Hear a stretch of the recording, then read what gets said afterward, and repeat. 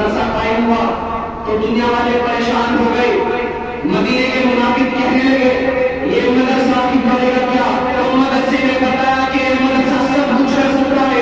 مدینے کے منافق نے کہا یہ ملک اور مذہب کی دال، ارے اس عرش کو تو دیکھو، اس بلاکیوں کو دیکھو، اس اقوام کو دیکھو، ان کے پاس نہ پہننے کے لیے کپڑے ہیں اور نہ کھانے کے لیے روٹی ہے، اور بات کرتے ہیں کہ ہم دین کو غالب کر دیں گے، ہم مکے میں خلافت کر دیں گے، ہم مدینے میں خلافت کر دیں گے، ہم لوگوں کو فارسوں کو تباہ کر لیں گے. اور طالب علم تمہارا اپنا خراب ہو گیا ہے. مگر تاریخ نے دکھا دیا کہ جب یہی طلبا اس دیر کے لیے کتاب بند کر کے تلوار اٹھائے چل رہے ہیں میدان بدر کی طرف، تو اس بات کو سنتے رہے ہیں، اس پرچم کو سنتے رہے ہیں، اس پرچم کے اندر سفید رنگ علم کی نشانی ہے اور کالا رنگ جہاد کی علامت ہے.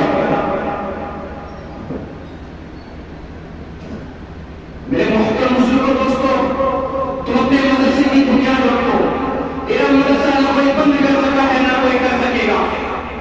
تیرے مدرسے کو مکے والوں نے ہٹایا تو مدینے میں جا کر قائم ہو گیا. مدینے والوں نے انہیں اٹھائی تو بیدر کے میدان میں جا کر پاؤں ڈال دیا. اور اب بدر کے میدان سے لوٹے تو وہی نبی کے اور وہی طلباء کرام کے اور جو سبق یاد کر رہے تو سنا رہے تھے.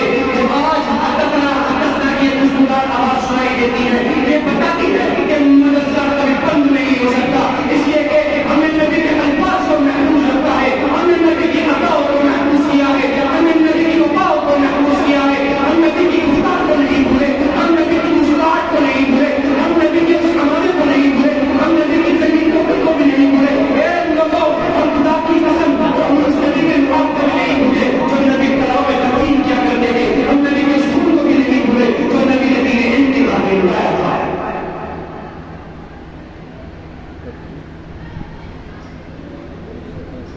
یہ طلباء کرام جنہوں نے دین علم کی خاطر ایسی قربانی پیش کی ہے،